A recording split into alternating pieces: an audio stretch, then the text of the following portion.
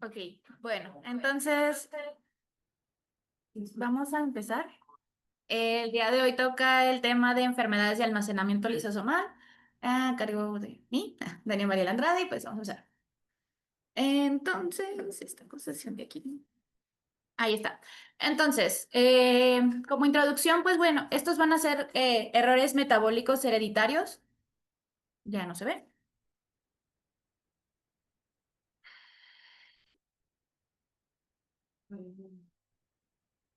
Ahí está. No se muevan. Ok, entonces, no sé si, creo que ya nos está compartiendo la pantalla, ¿verdad? Ya te digo.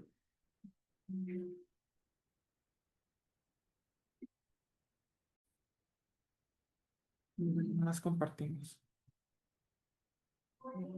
Compartir.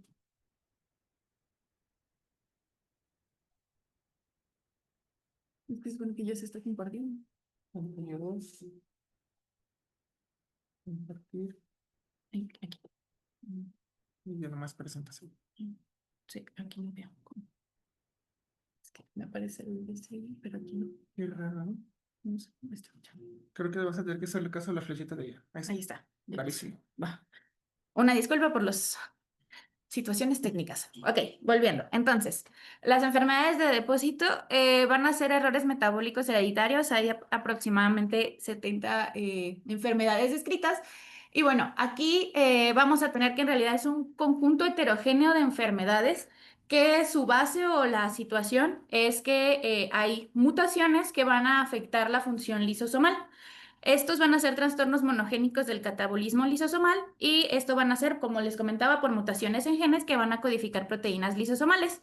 La gran mayoría de ellos van a ser de herencia autosómica recesiva, sin embargo, hay tres que son de enfermedades ligadas al X, como son la enfermedad de Fabry, de Hunter y de Danton.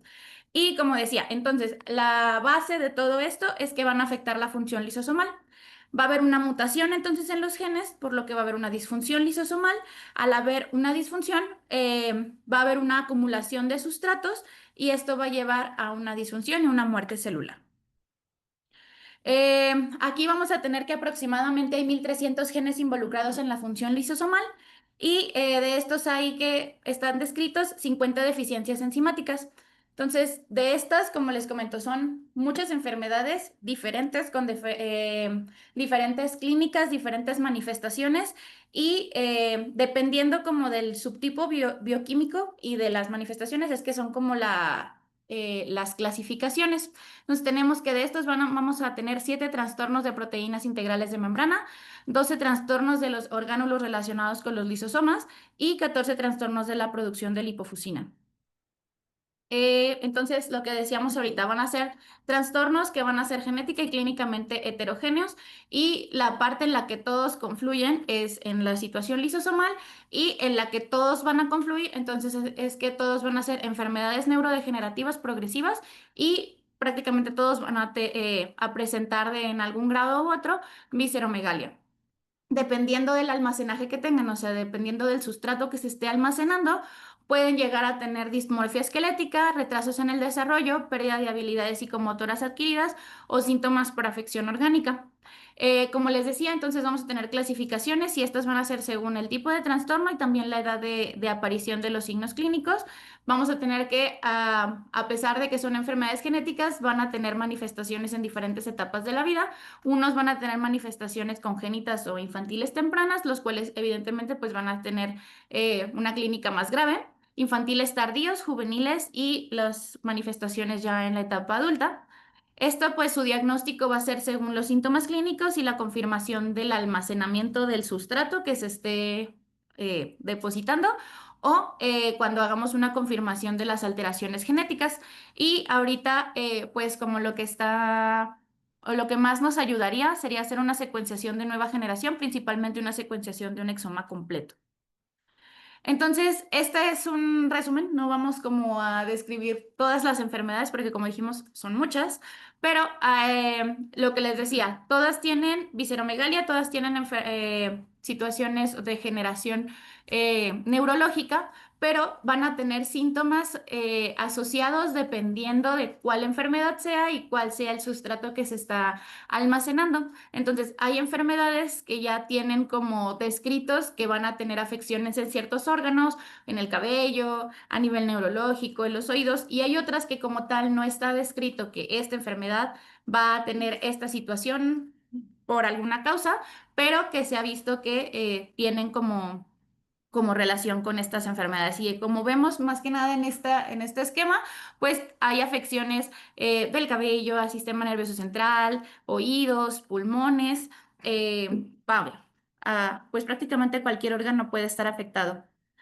En cuanto a su epidemiología como grupo, se entiende que son enfermedades relativamente comunes. Las encontramos descritas en una persona, en un paciente, una persona entre 5.000 y 5.500. Sin embargo, ya como manifestaciones individuales, o sea, como cada uno de ellos, aproximadamente se describen una incidencia de 1 en 50.000 hasta 1 en 250.000. Evidentemente, todos estos números entendemos que están subestimados porque realmente hay un infradiagnóstico, dado que es difícil llegar a ese diagnóstico, pues. Y también tenemos que estos números que más o menos tenemos como descritos son en poblaciones generales. Sin embargo, como todas las situaciones de herencia recesiva, pues tenemos que va a haber una mayor incidencia en ciertas etnias específicas. Y de todas estas enfermedades, las más comunes van a ser la enfermedad de Fabry, de Gaucher, de Pompe y la de leucodistrofia metacrómica. Sus incidencias de Fabry es de 2,5 por cada 100.000 varones, por lo que comentamos hace rato que es una enfermedad ligada al X, y los otros son 2 casos por cada 100.000 personas. Y pues básicamente dentro de la fisiopatología de estas enfermedades en general, vamos a encontrar que los lisosomas pues están encargados de la descomposición y reciclaje de macromoléculas. Estas macromoléculas pueden ser proteínas, pueden ser lípidos, carbohidratos, ácidos nucleicos. Estos van a controlar la detección de nutrientes, la homeostasis entre iones y aminoácidos, la señalización del calcio. También con sus comunicaciones van a tener parte en la comunicación célula-célula y célula con la matriz extracelular, y van a tener su papel en respuesta a infecciones. Entonces, como decíamos, estos se van a encargar de degradar y reutilizar, pues lo que decíamos, lo de las macromoléculas. Estas macromoléculas se van a degradar gracias a las hidrolasas lisosomales. Eh, estas situaciones, estas macromoléculas que deben degradarse pueden venir tanto de forma interna de la célula por medio de los autofagosomas o por fuera de la célula por medio de los endosomas tardíos. Estos compartimientos se van a fusionar con los lisosomas para entregar su contenido, y esto está mediado por ciertas proteínas especiales como la SNARE o RAB, y estas pues van a ayudar que haya como una adecuada unión. Los lisosomas también vamos a entender que no están como fijos, sino que van a estar transportándose por la célula dependiendo de dónde se necesiten. Entonces, estas rutas o estas formas de moverse de los lisosomas dentro de la célula están ya formadas o se forman por microtúbulos y por filamentos de actina, y que se van a mover también gracias a ciertas proteínas motoras como son la dineína y la quinesina, las cuales se mueven sobre microtúbulos, o como las miosinas que se mueven sobre la actina. ¿Sale? Entonces, básicamente esto es como la función de los lisosomas, hacer degradación, y básicamente lo que se supone es que esto debería de desecharse, pero por alteraciones en los genes en estas enfermedades, estas macromoléculas ya desechas o estos sustratos se van a empezar a acumular. Y entonces vamos a tener un procesamiento y degradación anómalos de los sustratos, lo cual va a llevar a un transporte alterado de lípidos y metabolitos, y por ende vamos a tener una acumulación progresiva de estas macromoléculas.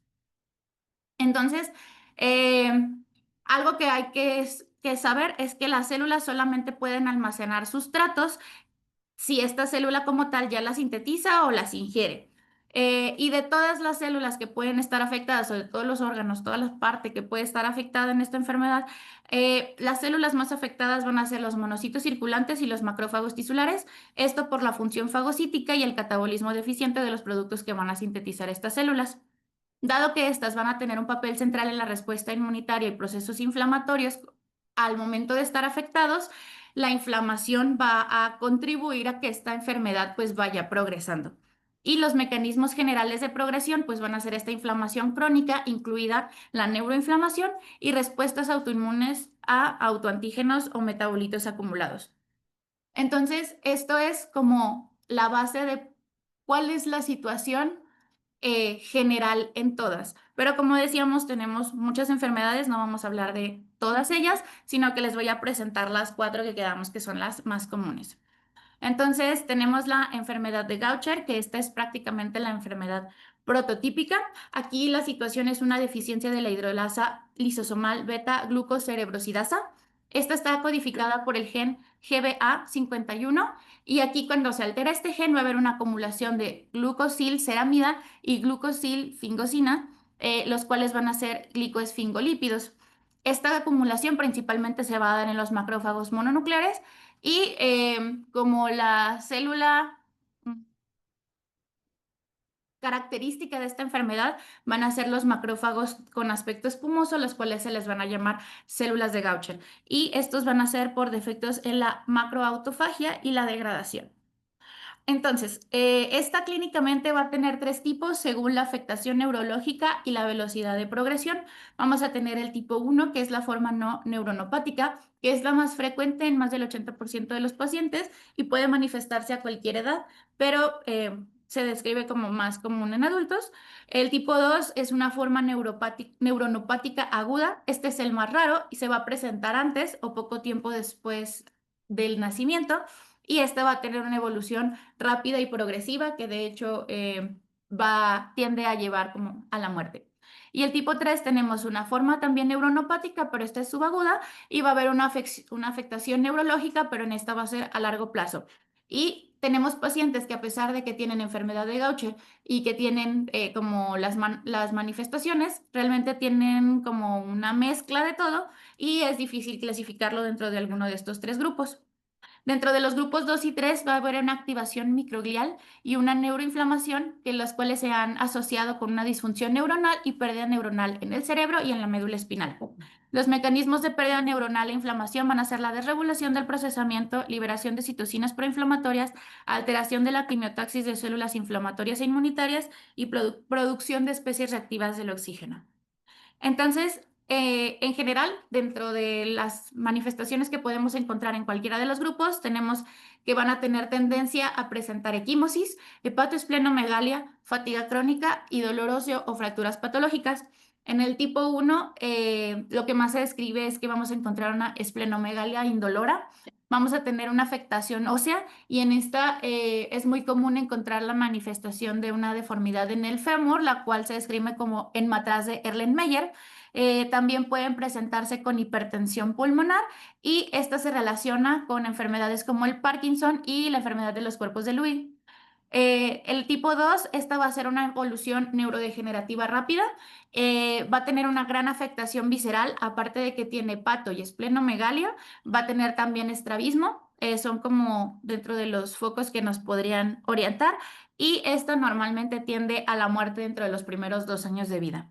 Y el tipo 3 es clínicamente variable, esta normalmente la vamos a encontrar en pacientes lactantes o durante la infancia, también se van a presentar con organomegalias, afectación ósea. Esta afectación ósea, como dijimos, puede ser deformidades, puede ser dolor óseo, pueden ser fracturas patológicas en cualquiera de los grupos.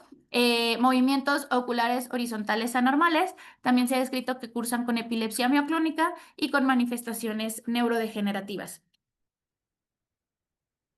Y entonces, para empezar nuestro abordaje, pues pediríamos nuestros laboratorios, en el cual vamos a encontrar un paciente con anemia, trombocitopenia, elevación de ferritina, fosfatasa ácida, enzima convertidora de angiotensina y enzimas hepáticas. Para llegar al diagnóstico, tenemos como varias partes. Tenemos la actividad enzimática de la beta-glucocerebrosidasa disminuida en leucocitos o en fibroblastos. También podríamos hacer un análisis molecular del gen que ya habíamos hablado, GBA1, GB51. Marcadores plasmáticos como la glucosylesfingosina, la cual va a ser un marcador sensible y específico porque en estas enfermedades se va a elevar, o en esta enfermedad se va a elevar hasta 600 veces como un valor normal. Tenemos también la quimiosina CCL18 PARC, la cual se va a correlacionar con la carga de enfermedad.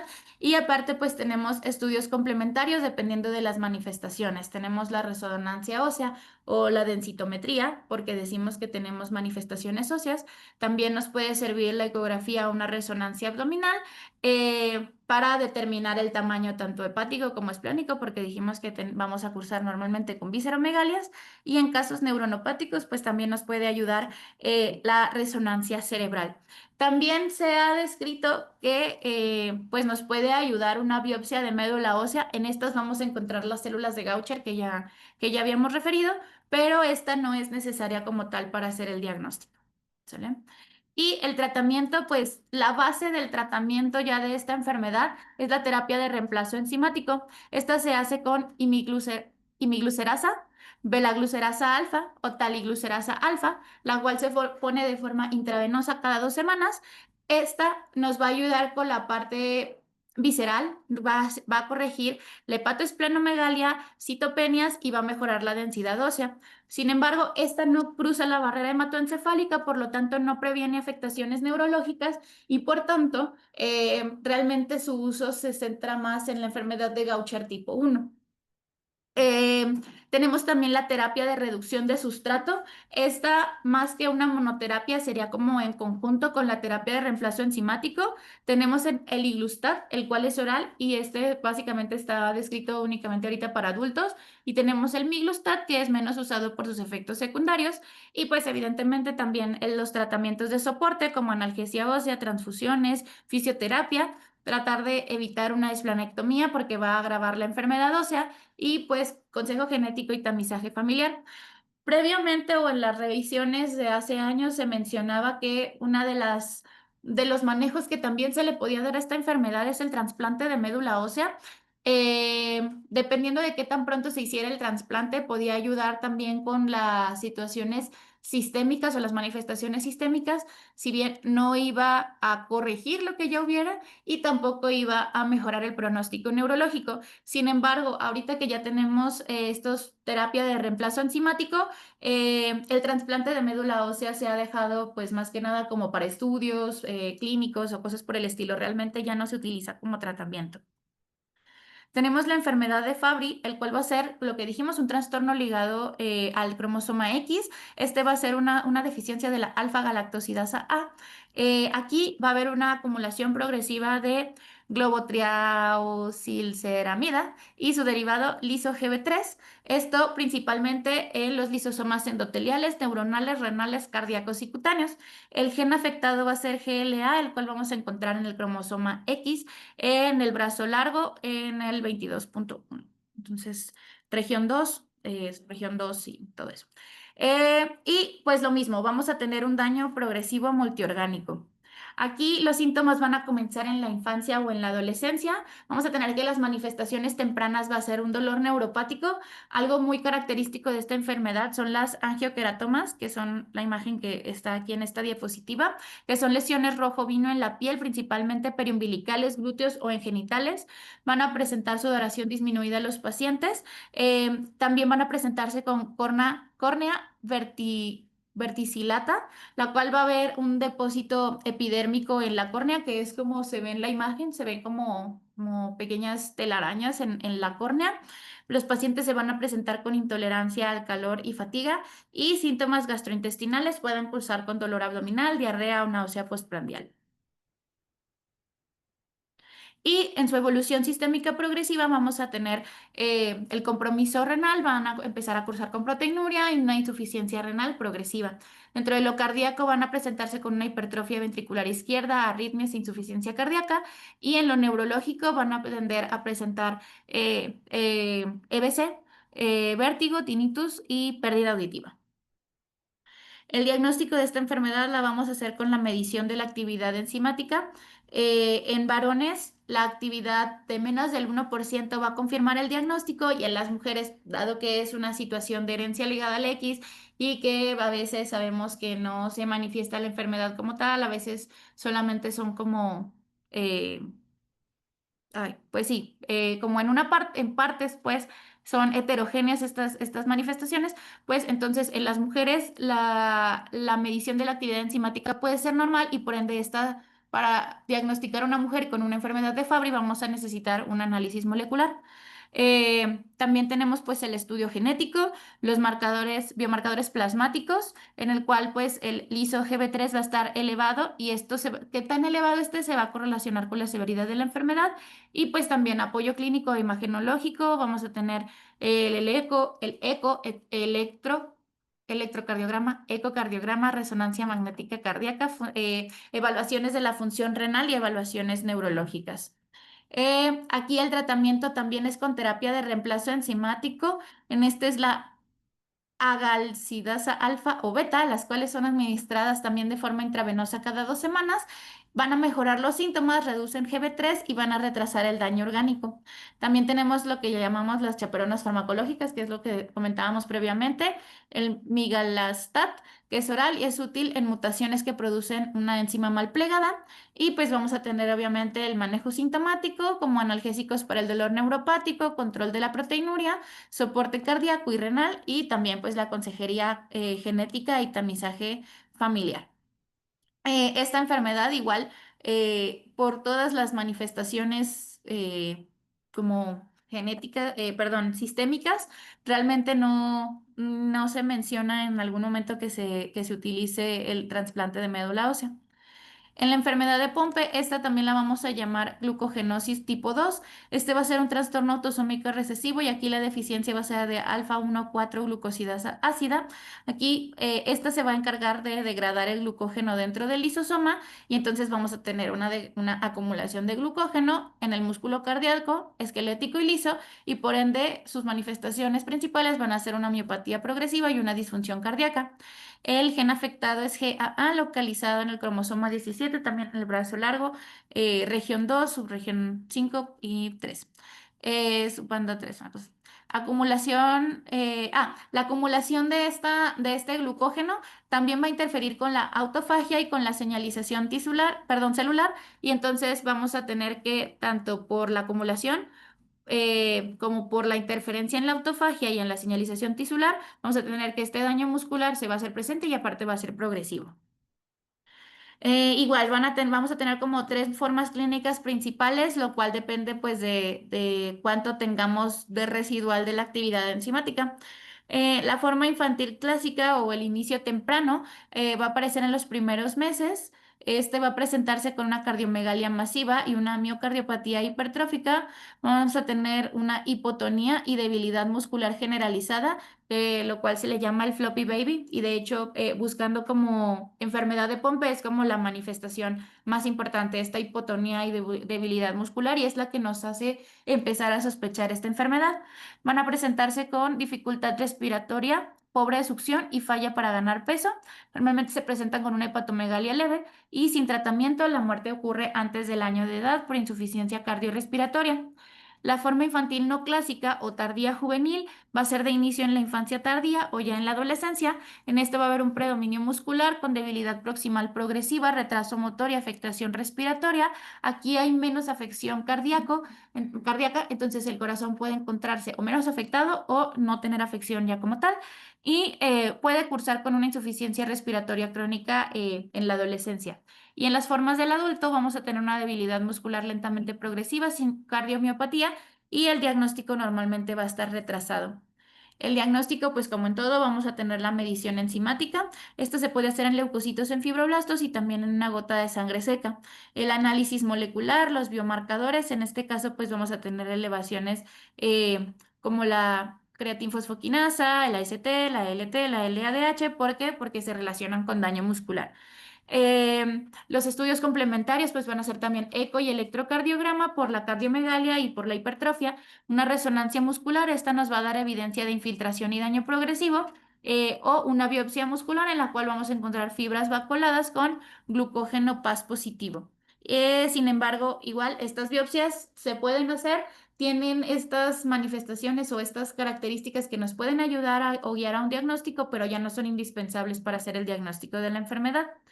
Y la enfermedad de Pompe, su tratamiento, igual terapia de reemplazo enzimático con alglucosidasa alfa, y B cada 2 semanas, igual. En este va a mejorar la función cardíaca, va a prolongar la supervivencia y va a retrasar la debilidad muscular.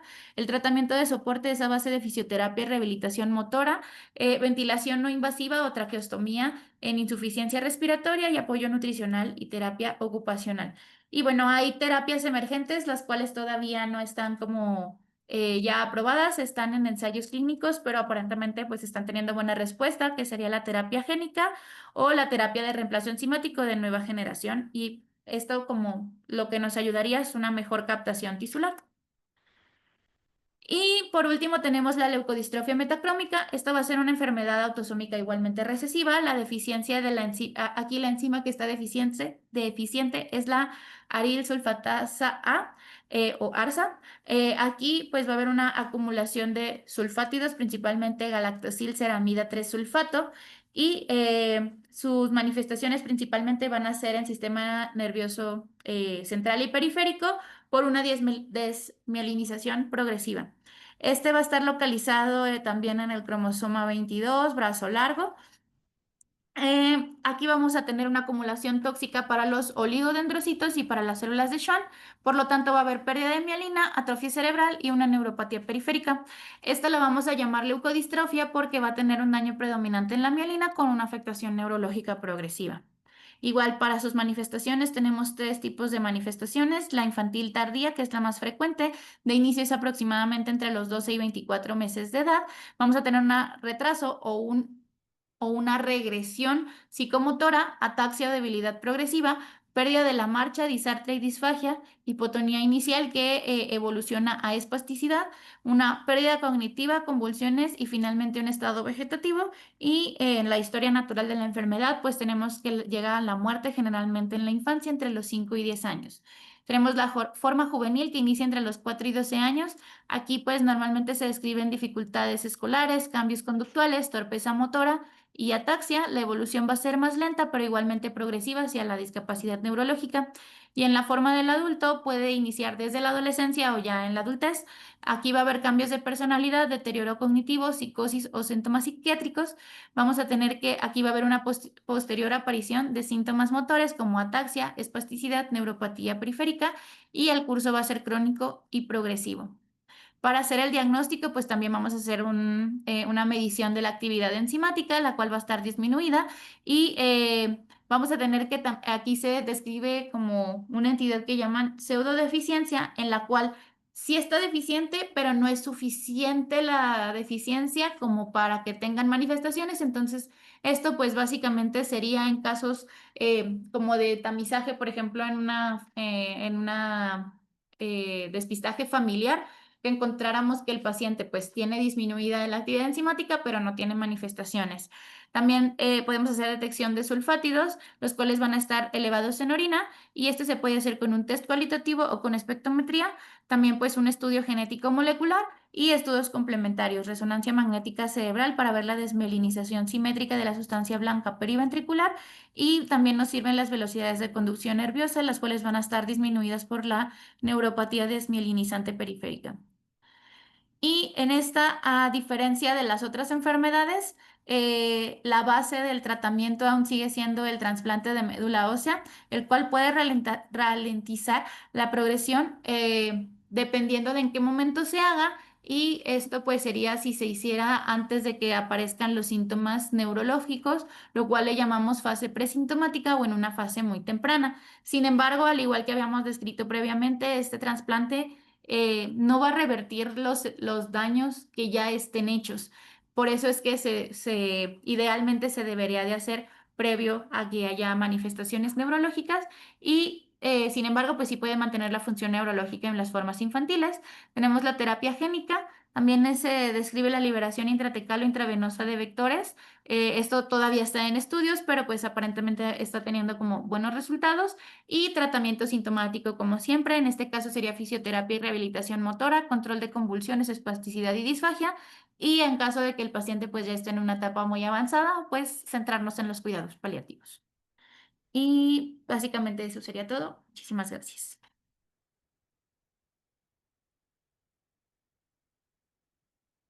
Muy bien, Dani. ¿Por qué estamos viendo este tema aquí en hematología? Pues por lo que decía que, bueno, primero lo que va a estar como afectado van a ser monocitos, van a ser los macrófagos, de ahí es donde empieza como todas las manifestaciones, son las células que más van a estar afectadas. eh, Eso es una, y aparte pues sí llegan a tener manifestaciones como lo que decíamos, anemia, trombocitopenia, que nos pueden como guiar al diagnóstico, pero más que nada pues por las células que están afectadas.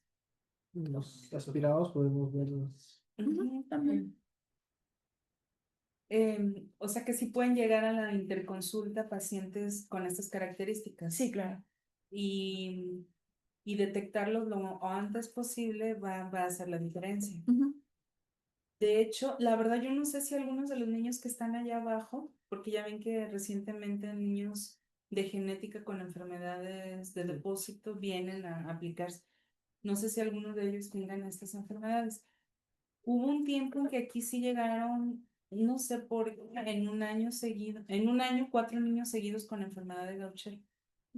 Desconozco si epidemiológicamente hay como ese tipo de hallazgos, o a lo mejor se buscaron, porque era cuando empezaban a introducirse tratamientos.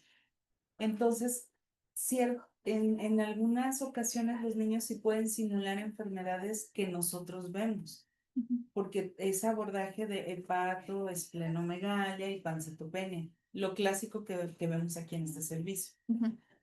Y son niños pequeños, solo que, y a veces no está tan avanzado. Ya cuando está tan avanzado, por ejemplo, en la enfermedad de Gaucher, están muy afectados de sus huesos, muy ensanchados. Bueno, no sé si ustedes han visto de pacientes, tengan pacientes. Yo he visto de Pompe. Ajá. Yo vi una sospecha de Pompe, pero no terminaron el abordaje en esta kilómetro. Sí. Digo, es muy evidente cuando ya pasaron como meses o dependiendo de la gravedad o años y están deformes. Entonces, hay deformidades óseas, hay retraso psicomotor, facies toscas. Ustedes han visto los niños de acá, pues por el depósito se ensancha este, el depósito en óseo, o sea, deforma, o subcutáneo deforma su rostro. Pero a veces es sutil y todavía no aparece eso. Entonces, el hallazgo, como dice Zair, es que a lo mejor fue un hepatosplenomegalia, incluso a veces pueden estar infectados, pero no, lo clásico es que no estén infectados. Es solo, y no es pancitopenia, es visitopenia, hepatosplenomegalia, y ándales y les tomas un aspirado porque, bueno, pues no vaya a ser algo maligno. Es como que lo que uno piensa en el abordaje y salen esas células, o incluso se han confundido con histiocytosis de células de Langerhans. Porque está repleto de histocitos y todo, pero no, pues vean la característica, son histocitos, sí, pero que están como consumiendo el exceso del material que ya no se pudo degradar por el defecto enzimático. Ajá. Entonces, pues aquí como que nuestro papel no es tan activo, es el de ayudar al diagnóstico, porque quizás van a llegar con nosotros. Muy bien. Bueno, pues entonces hemos concluido y creo que hay una pausa comercial larguita hasta la semana que entra. Sí, una pequeña cosa. Muy bien.